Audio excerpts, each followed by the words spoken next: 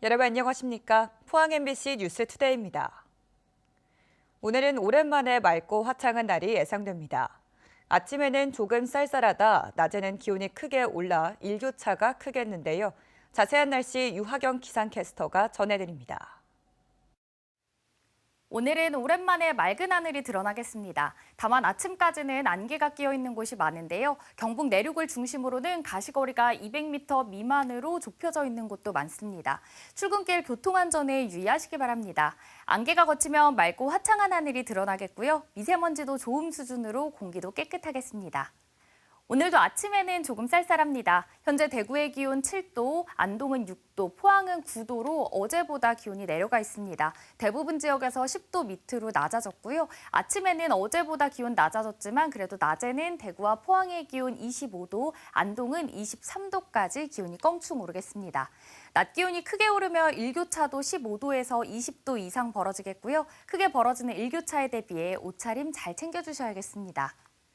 기온은 계속 오름세에 이어지며 낮과 밤의 기온차가 커지겠고요. 토요일인 모레 오후부터 비가 내리기 시작해 일요일까지 이어질 전망입니다. 날씨였습니다. 울릉군의회가 10월 25일에 독도의 날 기념일로 지정하는 조례안을 제정했습니다. 지방자치단체 차원에서 처음으로 독도의 날이 제정된 건데요. 전국민적인 영토수호 의지를 다지기 위해 지자체 차원의 기념일 외에도 국가 법정기념일로도 조속히 지정돼야 한다는 목소리도 높습니다. 김형일 기자가 보도합니다. 울릉군과 울릉군의회가 올해부터 매년 10월 25일을 독도의 날로 지정해 기념하기로 했습니다. 울릉군의회가 5월 7일 열린 임시회에서 10월 25일을 독도의 날 기념일로 지정하는 울릉군 독도의 날 조례안을 의원 전원 찬성으로 통과시켰는데 독도의 날 행사와 관련된 예산과 경비를 민간단체에 지원할 수 있도록 규정하고 있습니다. 울릉군민을 비롯하여 대한민국 전 국민, 나아가 전 세계가 독도의 날을 기념할 수 있게 되길 기원합니다. 대한제국이 1900년 10월 25일 칙령을 통해 독도를 울릉도의 부속 섬으로 명시했는데 민간단체 차원에서 독도 수호대가 지난 2000년 처음으로 독도 수호 의지를 널리 알리기 위해 10월 25일을 독도의 날로 제정해 기념하기 시작했습니다. 이후 국가의 법정 기념일로도 지정해야 한다는 목소리가 높아졌고 지난해 더불어민주당 이재명 대표가 법정 기념일 개정안을 발의하기도 했지만 지금껏 현실화되지 않고 있습니다. 이 10월 25일이 역사성도 굉장히 중요하고 이 역사성을 가지고 일본의 주장을 반박하는 근거도 되기 때문에 국가 차원의 법정 기념일로 지정되었으면 하는 게 우리의 바람입니다. 일본의 독도 영유권 주장과 역사 왜곡이 갈수록 심해지는 가운데 전국 지자체 가운데 울릉군이 처음으로 독도의 날을 제정하면서 독도 수호에 대한 국민적 관심도 커지고 있습니다. MBC 뉴스 김형일입니다. 최근 전국적으로 어선 안전사고가 잇따르면서 정부가 풍랑 경보를 강화하고 대형 인명피해 사고가 연속해 발생하면 일시적으로 출항을 제한하는 등의 안전대책을 시행하기로 했습니다.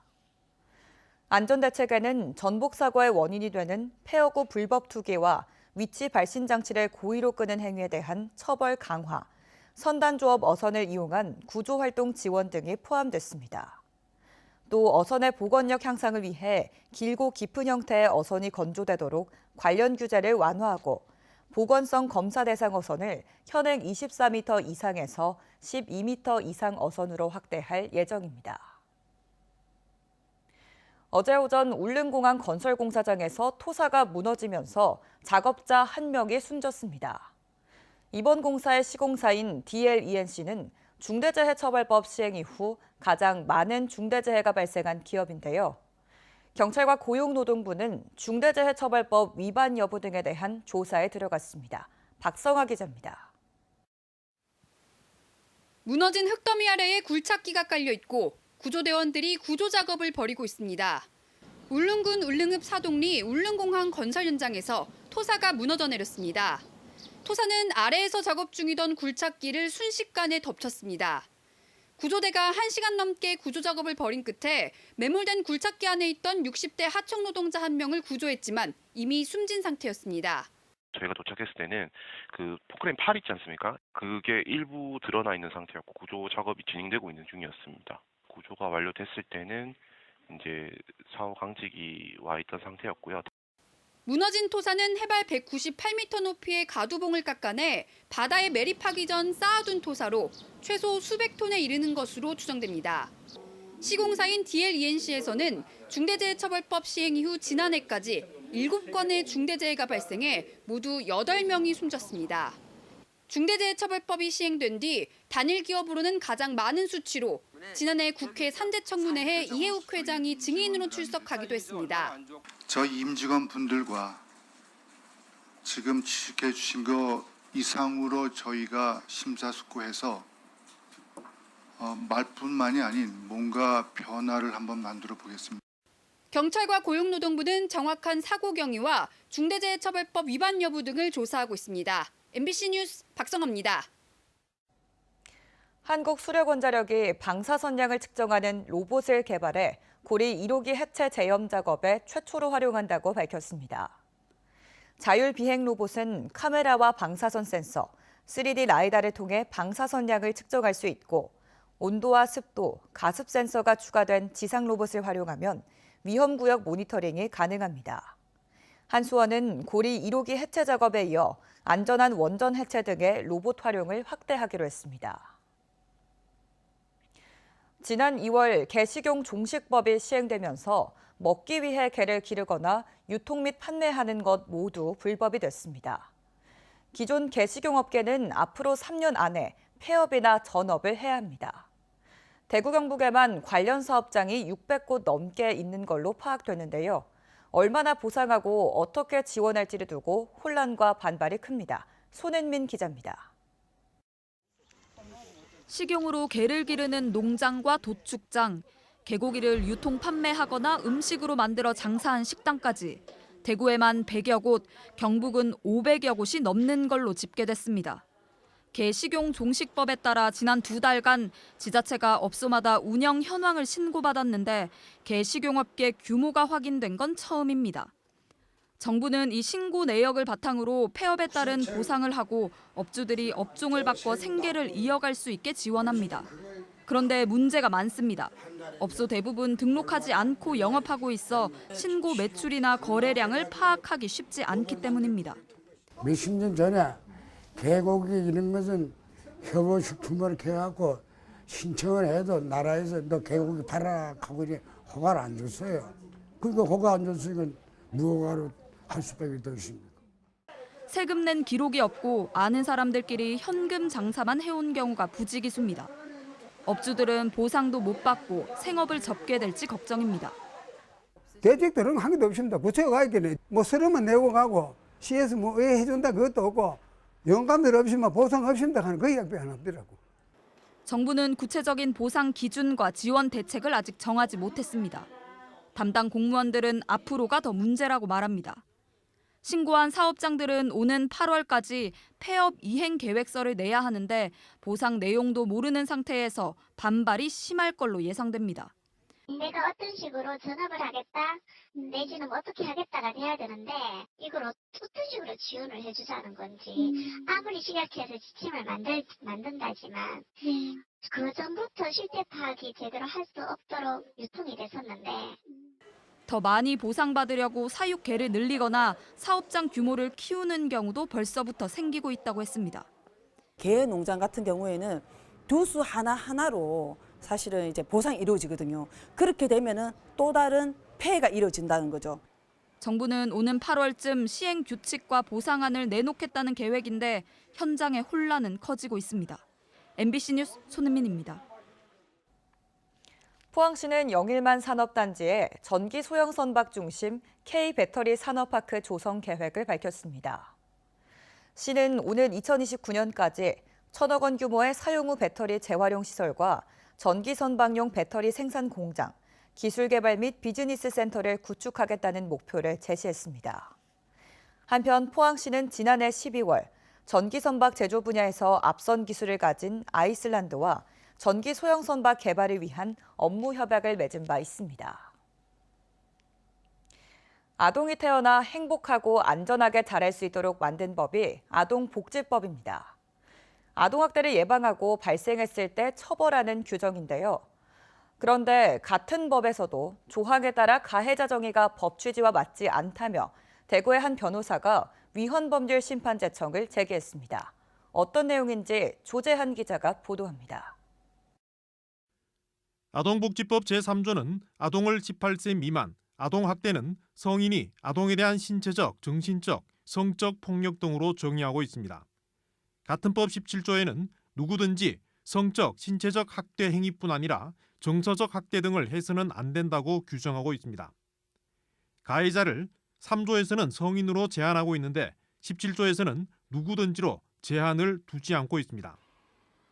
17조에 의해서 일반적인 성적 학대, 그 신체적 학대, 정서적 학대, 또 여러 가지 학대 유형을 규정하고 있습니다. 근데 이 17조는 누구든지라고 해서 성인이 아니라 같은 아동끼리 했을 때 피해자가 그냥 아동이면 다 적용될 수 있는 걸로 지금 보고 있습니다. 아동복지법과 달리 아동학대 범죄 처벌 특례법에서는 아동학대 범죄를 보호자에 의한 아동학대로 정의하며 가해자를 더 제한하고 있습니다. 아동청소년 성보호에 관한 법률에서도 아동청소년을 19세 미만으로 정의하고 있는데 행위에 따라 가해자를 19세 이상으로 세분화해 처벌하도록 하고 있습니다. 만 14세 이상이면 형사사건에 관계됐을 경우 성인과 마찬가지로 형사법률을 모두 적용받습니다. 일회성 언어폭력, 정서적 학대의 경우 일반 형사법을 적용하면 처벌 가능성이 매우 낮지만 아동복지법을 적용하면 처벌을 피하기 어렵습니다. 아동 간 사소한 다툼이나 문자 메시지까지 정서적 피해를 호소할 경우 형사처벌로 이어질 수 있기 때문입니다. 성인 간에 이렇게 폭언을 한번 보낸 거는 전혀 처벌을 할 수가 없는데 동급생끼리, 친구끼리 그냥 폭언을 한번 보냈으면 받는 피해자가 아동이란 이유로 처벌하게 돼 있고 이 처벌의 수위도 일반 정보통신망법보다 오히려 더 강하게 돼 있습니다. 이 변호사는 가해자를 방대하게 넓혀 아동 사이 단순 신체, 정서적 폭력까지 처벌하도록 한 조항이 전체적인 법 취지와 맞지 않다며 관련 재판부에 위헌 법률 심판 제청을 요청했습니다. 재판부가 위헌 제청을 받아들이면 헌법재판소 판단이 나올 때까지 관련 재판은 중지되고 받아들이지 않으면 헌법 소원을 제기해 헌법재판소 판단을 듣겠다는 계획입니다. MBC 뉴스 조재한입니다. 경북교육청은 2학기 늘봄학교 전면 시행을 앞두고 늘봄 행정실무사 468명을 공개 채용합니다. 늘봄 행정실무사는 오는 7월부터 내년 2월까지 8개월간 늘봄학교 행정과 회계, 운영 등의 업무를 수행하게 됩니다. 지원자는 오는 13일부터 16일까지 응시지역 교육지원청을 통해 접수하거나 등기 우편으로 응시원서를 제출하면 됩니다. 포항시는 어제 시청에서 대용량 청록수소 공급 시스템 기술개발 사업 추진을 위한 관계기관 회의를 가졌습니다. 회의에 참가한 지역 연구기관과 대학 관계자들은 청록수소 관련 정부 국책 사업을 선점하기 위해 함께 전략을 수립하기로 했습니다. 청록수소는 천연가스를 분해해 수소와 고체탄소를 만드는 기술로 수소 환월제철 설비 가동을 위해 많은 수소가 필요한 포항은 청록수소 기술 개발 및 실증의 최적지로 평가받고 있습니다. 경주 동궁원 방문객이 400만 명을 넘었습니다.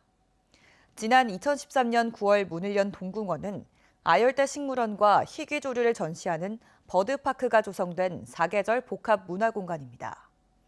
경주시는 동궁원과 인접한 부지에 사계절초 화원과 디지털 체험관 등이 들어서는 제2동궁원인 라원을 내년 하반기에 개관한다고 밝혔습니다. 울진군은 다음 달 21일까지 2025년 산림소득 공모 사업을 접수합니다. 임업인의 안정적인 임산물 소득 증대와 임산물 재배 생산에 필요한 기반시설 현대화를 지원하는 사업으로 임산물 재배 경력 2년 이상인 임업 후계자와 생산자 단체가 신청할 수 있습니다.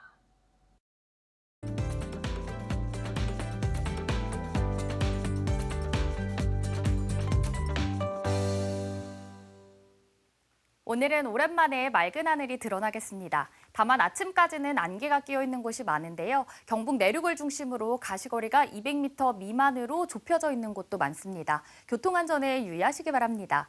안개가 걷히면 맑고 화창한 하늘이 드러나겠고요. 미세먼지도 좋음 수준으로 공기도 깨끗하겠습니다. 오늘도 아침에는 조금 쌀쌀합니다. 현재 대구의 기온 7도, 안동 6도, 포항 9도로 어제보다 기온 내려가 있고요. 대부분 지역에서 10도 밑으로 낮아졌습니다. 그래도 낮에는 대구와 포항의 기온 25도, 안동은 23도까지 기온 껑충 오르겠고요. 낮 기온이 크게 오르며 일교차도 15도에서 20도 이상 벌어지겠습니다. 일교차에 대비해 옷차림을 잘 챙겨주시기 바랍니다. 위성 영상입니다. 오늘 전국적으로 중국 상하이 부근에서 동쪽으로 이동하는 고기압의 영향을 받겠습니다. 자세한 지역별 날씨 보시면 오늘 우리 지역 대체로 맑고 미세먼지도 깨끗하겠습니다.